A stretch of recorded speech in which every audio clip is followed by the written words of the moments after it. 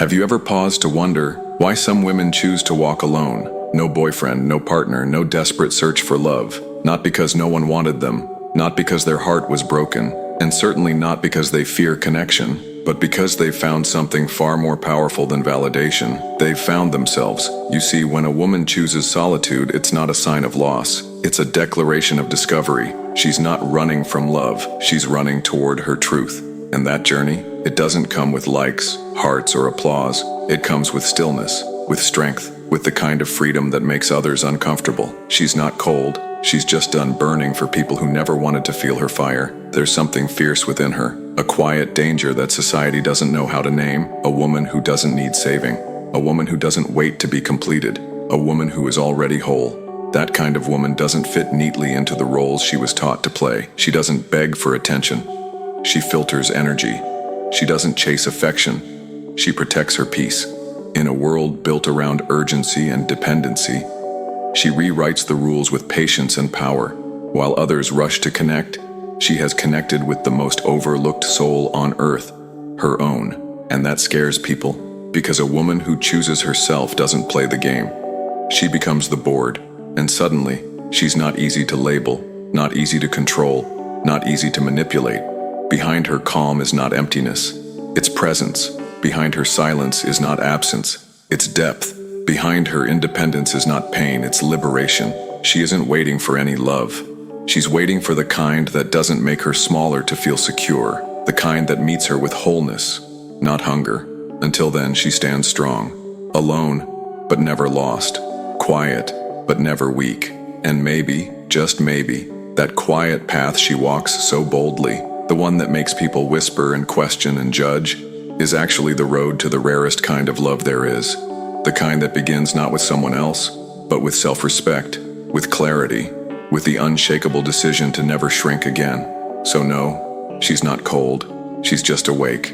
Don't confuse her silence with sadness. Her solitude is sacred, a space she's built with intention. Those who fail to understand her depth often label her as distant or cold, but they don't see the truth. This space isn't a wall, it's a sanctuary where she protects her essence. Carl Jung once said, "What we refuse to face within becomes our shadow." These women, standing tall in solitude, are mirrors to the parts of ourselves we're afraid to claim. They don't chase love, they invite it silently, on their own terms. They're not drawn to fairy tales, they're drawn to peace, clarity, and truth. And that's what unsettles people, because in a world rushing to be with someone, she's choosing to be fully with herself.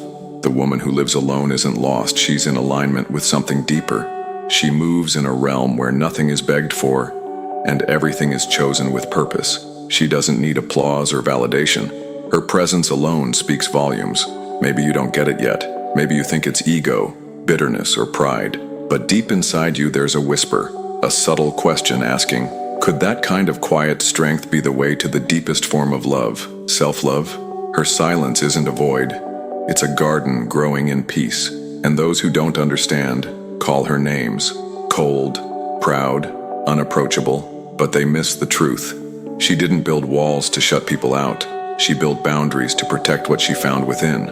Carl Jung also said, "What we don't see in ourselves, we throw onto others."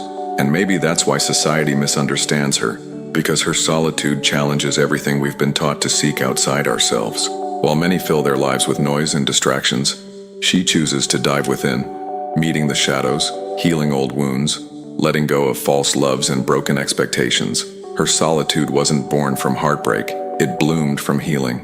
She didn't stop believing in love, she just stopped settling for anything that shrinks her soul. She's known the chaos of giving too much. She's cried, she's begged, she's burned herself to keep others warm. But then came the shift, not sudden but steady. Each disappointment became a stepping stone to her awakening. What you see now isn't detachment, it's emotional depth. She's not building walls, she's building standards. She no longer craves promises, she values presence. That's why she seems distant to many. Not because she's too much, but because she's just enough for herself. She doesn't need someone to save her. She needs someone to see her. And that kind of seeing, it demands courage. It requires a soul brave enough to meet her at the depths. Most can't. Not because she's intimidating, but because they haven't yet met themselves. When a woman becomes whole, she shakes the ground around her. She evokes two responses: deep admiration or deep fear. The incomplete fear her, the aware admire her. She's not waiting to be completed, she's waiting to be matched. And until that happens, she stands powerfully alone, not as a victim of loneliness, but as a guardian of her soul's truth. She's not hiding, she's healing, she's home. Society struggles to distinguish between withdrawing from fear and protecting one's essence, a world still obsessed with fairy tale partnerships, viewing the unpartnered as somehow deficient or incomplete. Jung observed that authenticity withers where social expectations flourish. This individual operates from her core truth rather than societal scripts. Others advise her, relax your standards, embrace imperfection, nobody measures up completely. Her response comes through a knowing, unwavering expression, because what appears as pickiness to others represents the hard-won wisdom of decades spent establishing boundaries that honor her worth. Perfection isn't her goal. She seeks someone with enough emotional intelligence to love without causing harm, a quality she cultivated through dedicated self-discovery. Such individuals aren't easily encountered in everyday circumstances. The judgment directed at her stems not from her words, but from what her existence demonstrates. She embodies the reality that fulfillment doesn't require codependence, threatening men who thrive on women's uncertainties while triggering women still seeking external validation. Her intention isn't confrontation, she simply lives authentically, and this genuine freedom disturbs those still imprisoned by convention. Urgency doesn't drive her actions. She refuses to hurry for anyone's comfort, honoring her natural rhythm, creating ripples of tranquil disruption in a culture demanding instant gratification.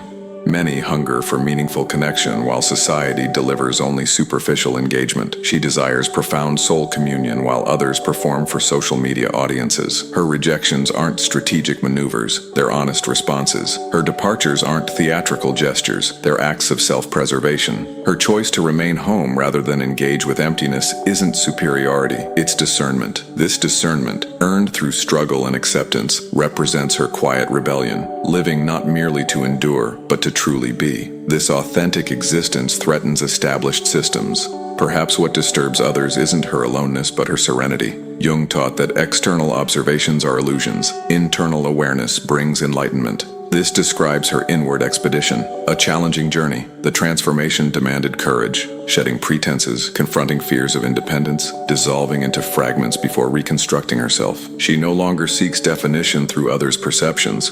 She knows herself through her own understanding, fundamentally altering everything. How frequently do you perceive single life as defeat or liberation? How often must you defend remaining unpartnered? She experienced this pressure too, within a culture that romanticizes couplehood regardless of actual happiness. Eventually, she realized that solitude surpasses relationships that diminish her visibility. That revelation prompted a sacred commitment to never again accept anything below her genuine worth. Her journey isn't linear. Doubt creeps in, memories resurface, silence echoes, yet each decision builds resilience, each mindful choice strengthens resolve. She discovered that authentic love doesn't imprison, consume, or dominate. True love frees, connects without suffocating. Until such love appears, she chooses solitude not from arrogance, but from principles. This woman exemplifies Jung's concept of becoming whole. She fragmented, encountered her darkness, explored her depths, then emerged renewed. Having found herself, she refuses to become fractional again. She doesn't seek to complete another. She wants someone to dance with her at this awakened frequency where vibrancy remains, pain stays acknowledged, aspirations don't diminish. Perhaps this terrifies most people because it requires accountability few willingly accept. Others love from scarcity, possessiveness, and anxiety. But she walked alone because each step educates, every boundary honors self-worth, each challenge confirms that love never requires pleading. She no longer needs validation or performance because this certainty has transformed her into an agent of inner change. A woman who reclaims herself isn't threatening due to aggression. She's formidable because of her clarity. Having never wanted partnership merely for appearances, she now awaits love that celebrates rather than rescues, that comes not to fill voids, but to create abundance. When a woman prioritizes herself, society attempts to shame her, yet something deep within recognizes the balance. This isn't arrogance or defiance, it's uncommon wisdom that could only emerge from stillness. Jung's lesson reveals that authentic becoming, the journey to genuine selfhood, requires abandoning facades and compromises. When she embraces this path, her power becomes unmatched because the truth residing in her heart needs neither volume nor concealment. She quietly shuts chapters without mourning. She withdraws when environments no longer nurture growth. She maintains gentle contentment in solitude because she understands that being alone isn't punishment, but a sacred promise to her spirit. A conscious soul doesn't compromise for affection, doesn't diminish, doesn't plead. It simply exists. This existence is complete.